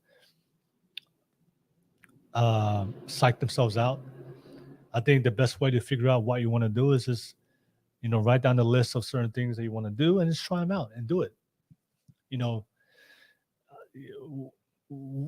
can never know if you want to be good, if you like something, or if you're going to be good at something, or if you're going to be fulfilled and passionate about something, unless you try it out.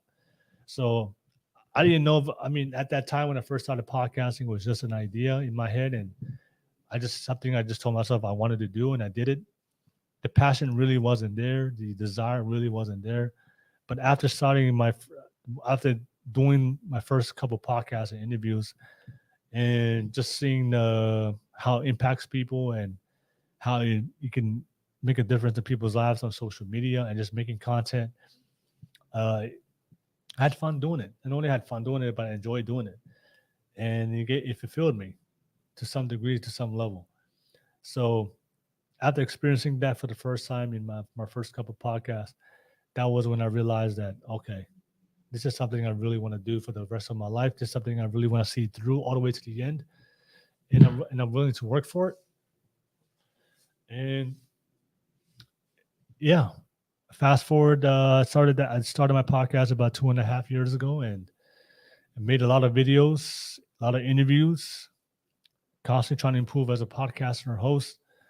And obviously, one of my videos went viral for the first time.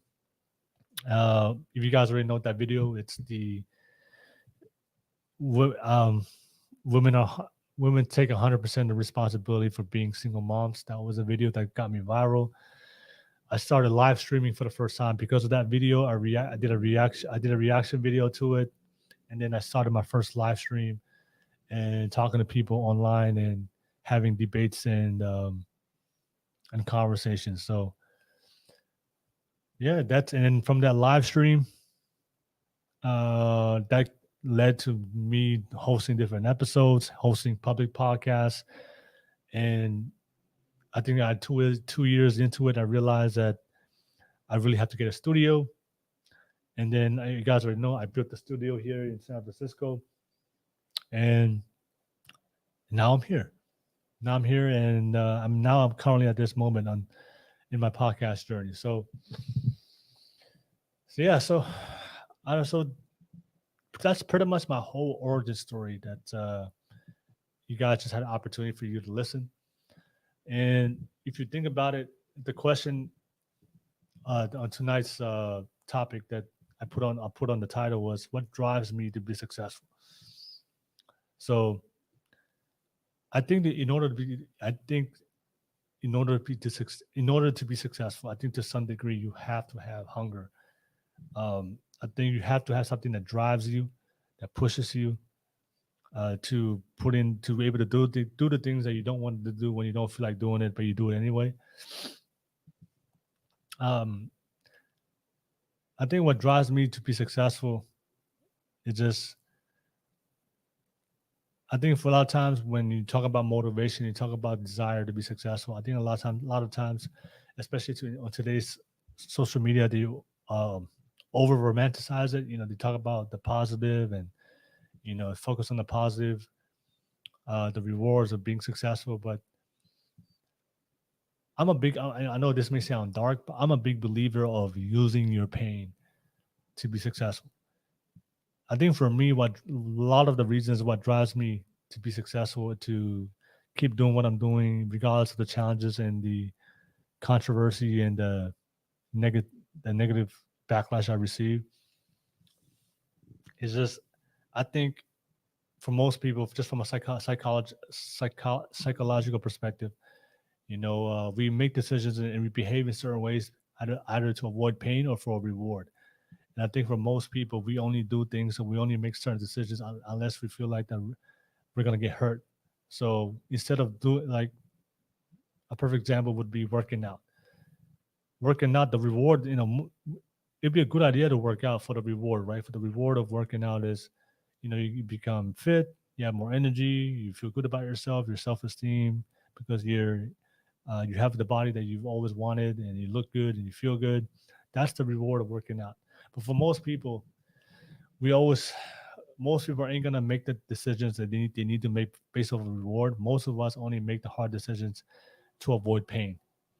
So pain, this may sound dark for a lot of people, but I'm a big believer of using your pain to fuel you, to drive you in order to be successful. Because I think most of us in this world are imperfect beings. We come from imperfect backgrounds. We get raised by imperfect people, and we see a lot of suffering and pain in our lives.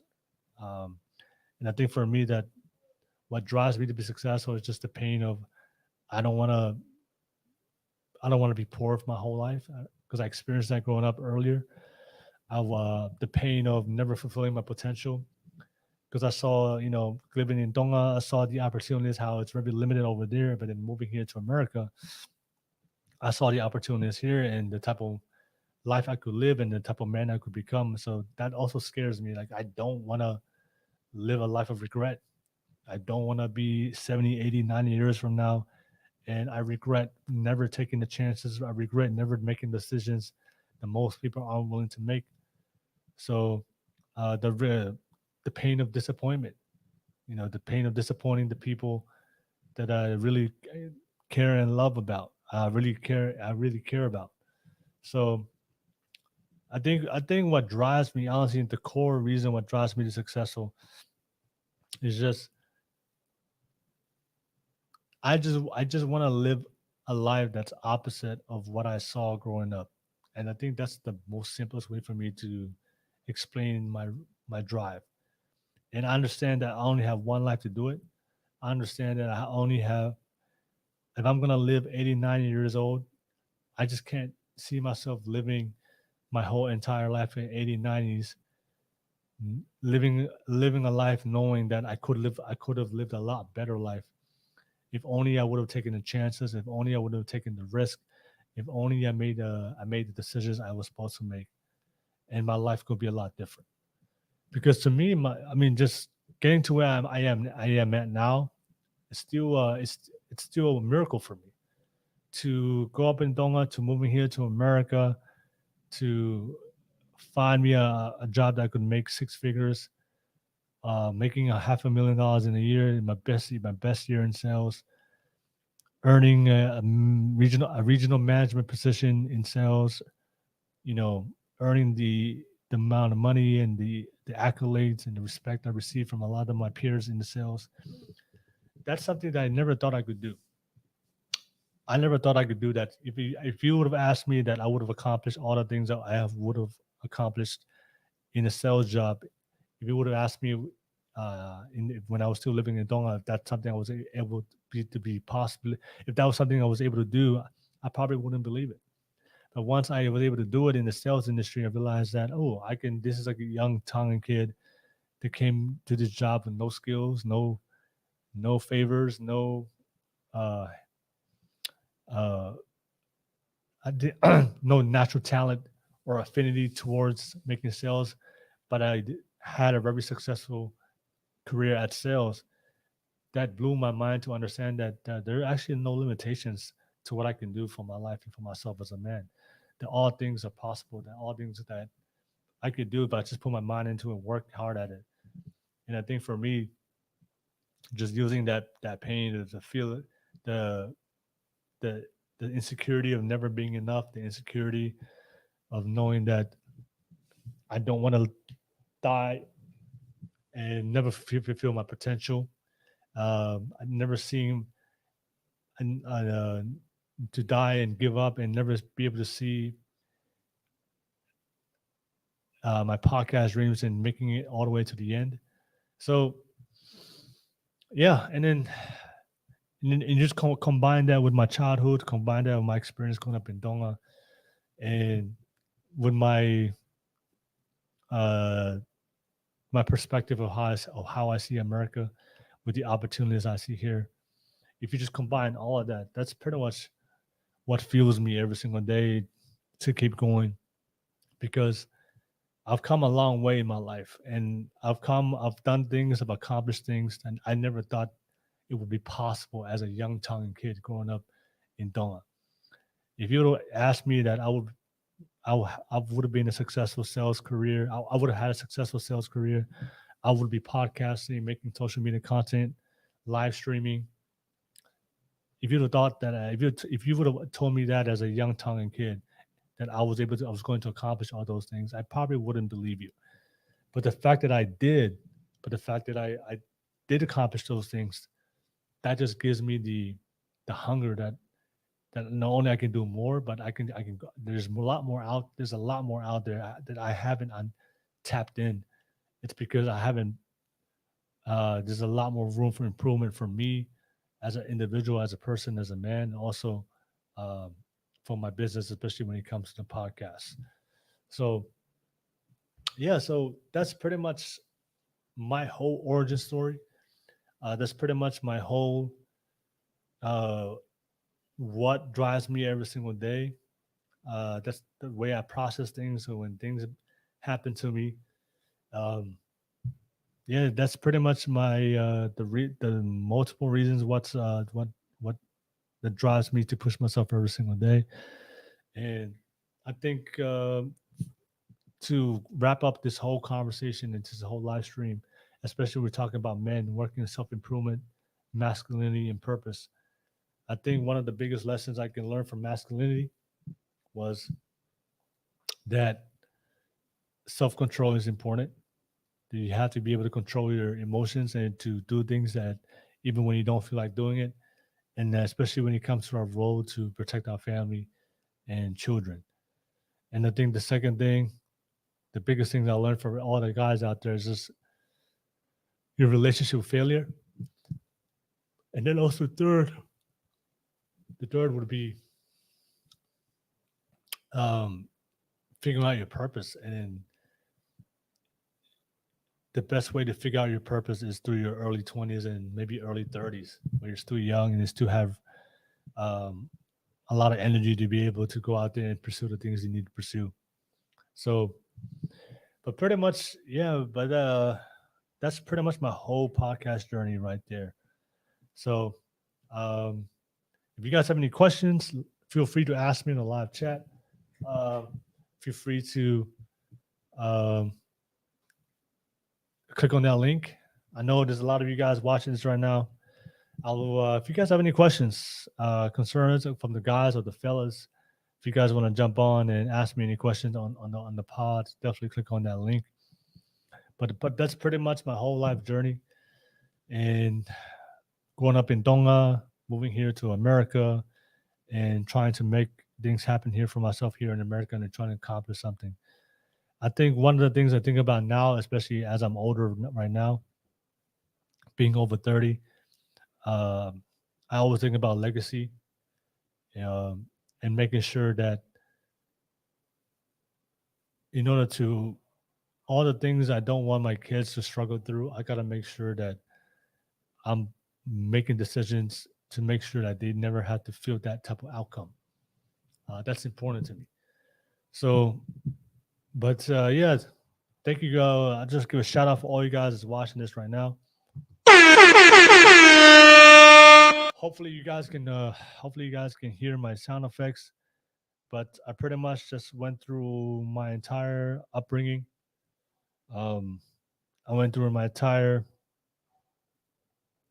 uh, my entire origin story of how I grew up and how many of the things I experienced as a child had a big impact on me to be of how I of how I am today. So, but that's pretty much the whole everything about my life. So it's kind of weird. It's kind of weird when you talk about your life especially doing it for the first time, something I haven't discussed about, or maybe got into depth with, to go deep into it. But I don't really I mean, maybe some people may consider my experiences as a man and my past to be tough or hard, but I think I look back at it. I'm just glad that everything worked out the way it did, and I'm just glad that I found something that fulfills me, and I found something I'm willing to work at it, and dedicate my love to, dedicate something that I can build in this world and leave behind and create a legacy. And I think for a lot of guys, that's something that we aspire to. I think all of us as men, we want to build something in this world that's worthy of our last name, to make a difference, to be known in this world. And I think a lot of times, if you don't make those certain decisions or take those certain risks or take certain chances, you will never experience that. So, but nevertheless, that's pretty much my entire origin story. And you guys got a chance to hear from me, just growing based on the different stages of my life that led today. But and yeah, that's it. Yeah, it's didn't know it was gonna take this long, but if you sometimes I always look back at it, um, look back at my podcast journey to see how far I've come. You know, starting with a shitty camera and a mic, and making interviews with people from my church at my uncle's house. Shout out to Edgar. All right, and then transitioning into that all the way to this point right now as a podcast of what I'm doing right now. So yeah, that's pretty much. I think anything comes to mind. Yeah, I think dating really. Oh yeah. I think one of the questions people always ask me is, how did I end up talking about or making this to certain content that you make now, especially with the dating and relationships. So pretty much how that all turned out was when I started doing interviews for the first time. I realized a lot of times when we had conversations about dating and relationships and being single and finding a meaningful partner, a lot of times those questions that ladies would ask was dedicated to that topic. So I realized that if that's what people are reacting to or people are paying attention to, especially when it comes to my platform, then I told myself, you know what? That's pretty much if people like talking about relationships, if people want to hear relationships, that's how I started the After Dark podcast. I just realized, you know what? People are talking about relationships. People want to talk about dating and the struggles of dating. So I just made a decision. You know what? If that's what people want to hear, I'm gonna make a podcast talking about when you meet women and we talk about dating and relationships. You know, obviously I saw there was a need for creating a space for us as Polynesians to talk about certain things that's considered taboo and that we constantly avoid talking about, even though it has a big impact in our culture and our families and our community. That's why I started the Pacific Honor podcast. Hot Topic Wednesdays was just a podcast where we just talk about hot topics. That is something I like to do. I like to talk about things that people don't want to talk about. I like to talk about, go against the grain or go against what, to challenge my way of thinking, that if certain people think this way, I'm the type of person, let me try to think a different way to see how that works out. So that's pretty much all, just trial and error. I think my whole podcast journey was just paying attention to what people were listening to, what people were interested in. And that's how it developed for me to build the shows that I have now. I have the Hot Topic Wednesdays, Masculine Mind Thursdays, Self-Improvement for Men's Masculinity and Purpose. There's a lot of guys out there that are just lost, a lot of guys out there just making it by with their job, and then they're looking for something more, looking for purpose. And then, especially for the fellas, for a lot of men, the struggles we go through, it's only that's how I started a podcast for the Masculine Mind. And then, of course, the Pacific Honor on Friday, and then the Saturday we have the After Dark hours. So yeah, that's to answer all you guys of why I started my podcast and why I'm talking about certain topics or why am I hosting certain shows. It was just me responding to my audience, when I first started doing YouTube, and just making sure that they get I host shows and I host a podcast of what people are interested in. So, but besides that, that's pretty much it. That's pretty much my whole life story. What drives me to be successful. Growing up in Tonga, moving here to America. Um, I think the question from a lot of people say, would you ever move back to Tonga? Nope. No, sir. I'm definitely not moving back to Tonga. I don't know. I just don't see myself moving back to the islands because there's nothing in there for me. I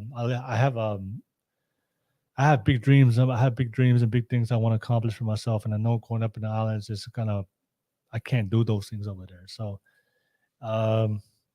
it's not to, I just don't like living a limited life. I just don't like limitations. And I think based on Tonga's economy and resources and opportunities, there's too much limitations that of what I can or can't do living in Tonga.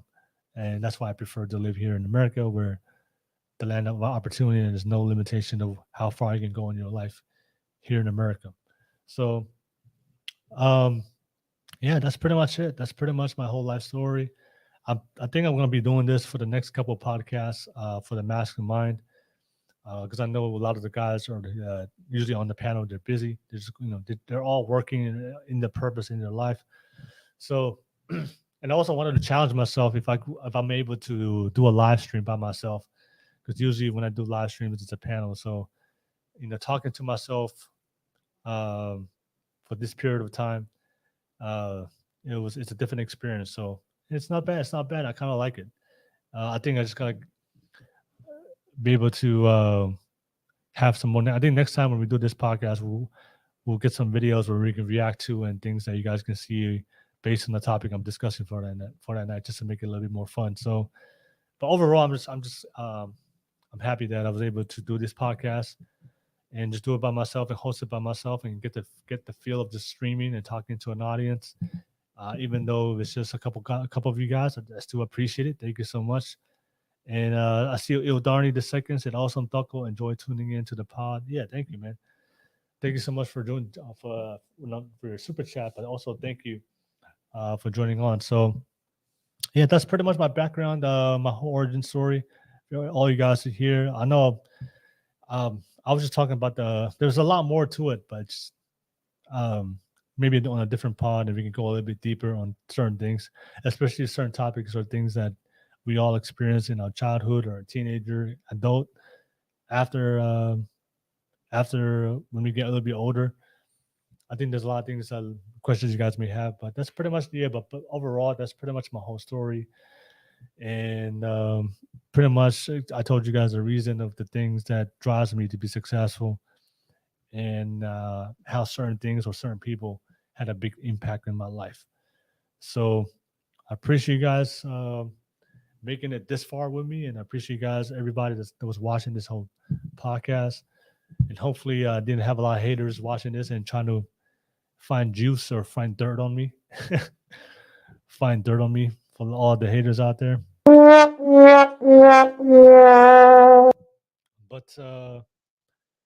there's a lot of principles and a lot of values I learned, especially when it comes to me understanding myself as a man and the things I need to do and my obligations and duties I need to perform in this world. So I have a lot of different experiences just from talking to a lot of men, but also by talking to women as well. But overall, thank you so much for all you guys that's watching. I appreciate you guys tapping into my space, and I hope by my sharing my story that you guys got some value out of it. Just listening to the different things I went through and the different lessons I learned through, and different things I had to do, and making chances or taking risk, making certain decisions in your life, learning how to control how you feel about these situations, so that way it doesn't overwhelm and take away from the podcast. But I'm glad I came this far, and I'm excited to keep going. But to conclude the podcast, let me post my locals. All right. A lot of you guys is watching right now. Don't forget. I want to post my locals account, my link for everybody out there that's still watching this right now. Okay. Central.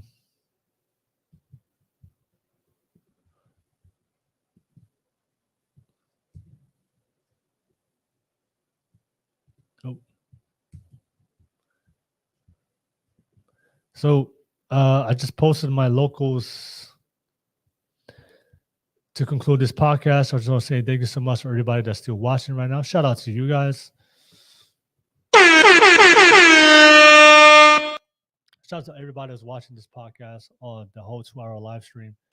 I appreciate you guys supporting me on this whole conversation and what you guys said on the live chat. And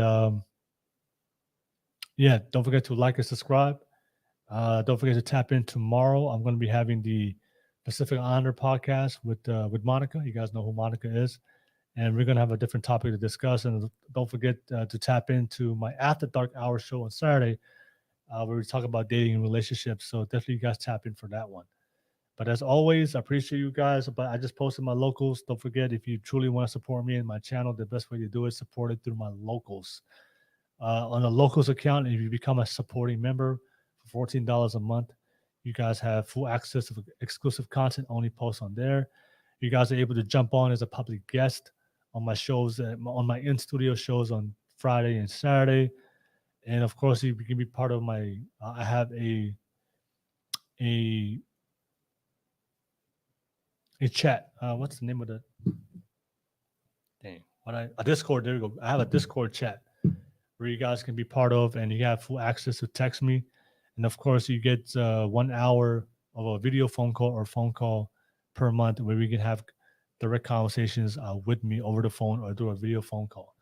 So that's the best way to support me. You get a lot of perks. And of course, you can join us on the after hour shows. So after we do if I had a panel and after we're done going live, we always stay back at the end with the guests. But you guys can jump on and be part of the after show and talk directly to the panel of guests I've invited for that specific podcast and day, especially the ones on Wednesdays, on Thursdays, and Fridays.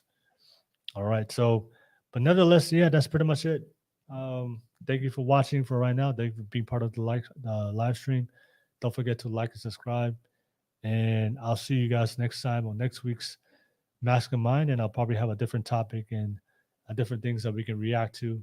But at least today, you guys, I've made some content and talked about my origin story of growing up born in Australia, growing up in Tonga, and moving here to America and trying to make something out of my life and living the American dream. So if you love the content, as always, like and subscribe. And don't forget to, if you want to support me, become an active member on my locals. I posted it on the YouTube live chat. But as always, I'll see you guys next time. I appreciate everything you guys do for me. And I'll see you guys tomorrow. Tune in for tomorrow's Pacific Islander show. We have a great show for you guys. But peace. Peace, y'all.